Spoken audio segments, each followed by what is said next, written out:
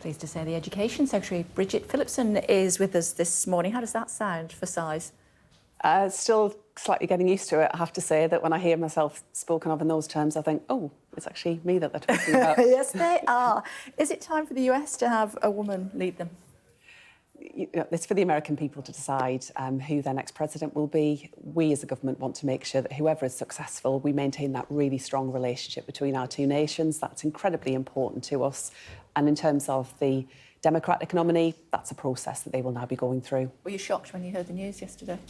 I was surprised. I think what we saw from Joe Biden, President Biden, was what we've seen throughout his life. He's someone that's been a dedicated public servant. He wants to put the interests of the American people first. Now there's a process to go through. And what matters to us, I think, is the relationship between our two countries, our two peoples. That's bigger and more important than any individual and any government. It's endured for a long time, and we're confident it will endure for a long time into the future as well. You want to talk about skills? Absolutely. We haven't taken skills seriously enough as a country. This Labour government is determined to make sure that our young people have got a bright future, great apprenticeship starts and training opportunities, and also right throughout people's working lives, that they have the chance to upskill, to retrain, to benefit from those new jobs and opportunities, and that we get our economy going, that we see growth, whether it's in construction, a range of different areas, and that's why today we're setting out our plans for Skills England to bring together all of that work across government, but also beyond that, working with employers, our fantastic regional mayors, unions, training providers and colleges. There's so much that we can do, but at the minute we've got a very complex and fragmented system, and our reforms intend to turn that around. I've heard everybody from Nadeem Zahawi when he was Education Secretary to Gillian Keegan, the last one, really, more or less, on these topics. So what you're planning, how is it different to what the Tories were telling me about? Well, what we haven't had is a proper audit of the gaps that we see across our economy. So Skills England will identify where we've got those skill shortages and what we need to do to put it right, but also to identify those opportunities that are emerging.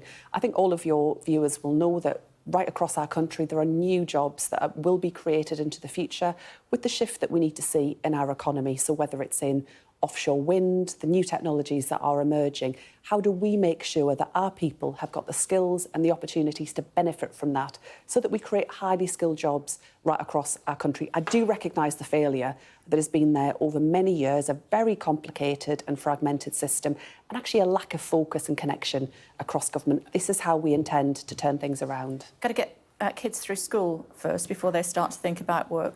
What are you going to do about unruly pupils, reports you may, people who are suspended from school repeatedly. Previously, they would have been permanently excluded. Suggestions that you might not do that? No, I don't recognise the characterisation in terms of the story that was out there over the weekend. I believe so it's wrong?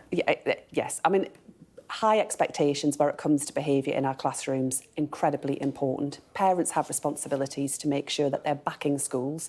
I think schools have got a pretty tough job at the moment, and I know from lots of teachers that poor behaviour is one of the reasons that we are sadly seeing lots of people depart the profession. I think government has a role too.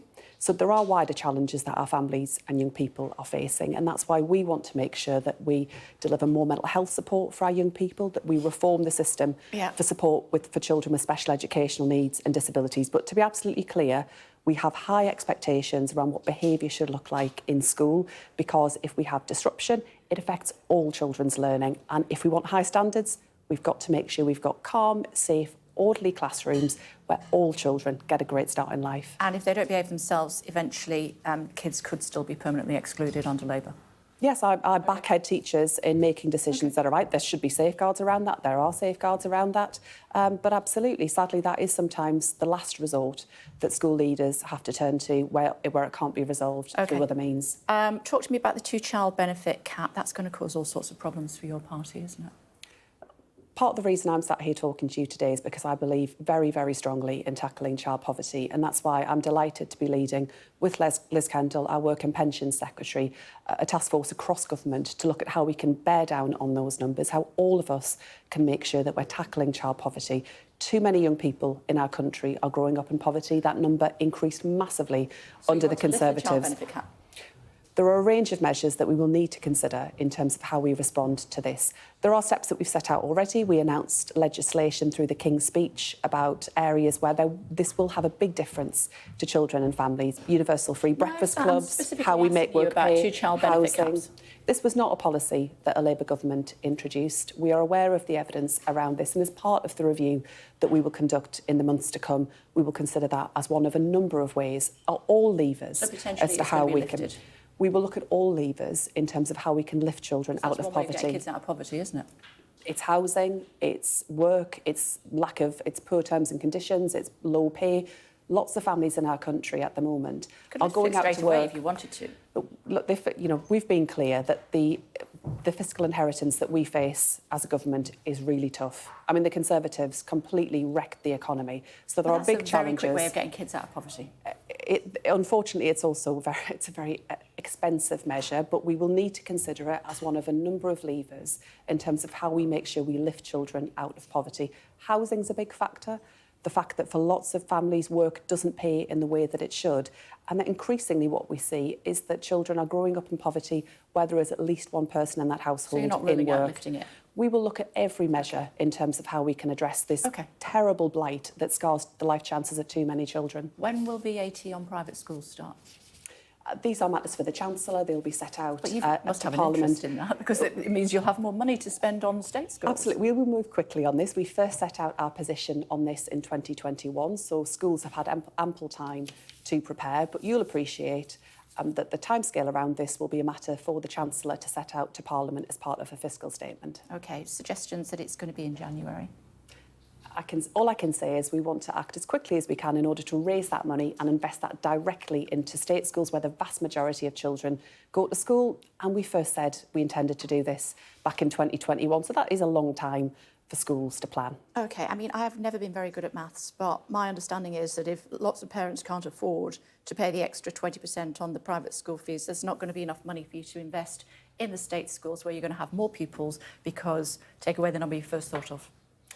So I've looked very carefully at the report the Independent Institute for Fiscal Studies did in this area. They took account of all factors and they concluded that even were you to take account of any behaviour change, which, by the way, they said they anticipated to be limited, this policy would still raise a significant sum of money net overall, taking account of any change that could be invested directly into our state schools. So they said 1.3 to 1.5 billion pounds net in the work that they had done. But I just do not accept this idea that we are going to see big movement of young people. That has not been the situation in recent years where private schools have put up their fees way beyond inflation year upon year, and actually the number of young people in private schools has not reduced. And just a final thought on public sector pay increases.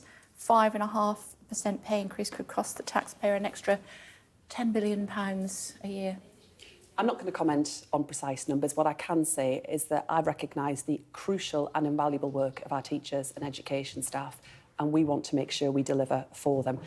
This was one area where, again, the last Conservative government walked off the scene, did not take their responsibilities seriously and failed to publish the peer review body. We are now working across government to respond to this, and as the Chancellor set out yesterday, we'll be able to resolve this process by the end of the month. I know it's frustrating. We're moving as quickly as we can, and there is a real urgency behind that, and I just want to give that reassurance to teachers and education staff. Just to thought before I let you go, the boss is doing a speech today, is he? Starmer? I think he is. Talking about our skills policy as part of a visit today is my understanding. OK. You're not going then? No, I've got as we've discussed, there's quite a lot to be getting on with in the Department for Education today. Exactly. It's good to see you. Thank you very much indeed.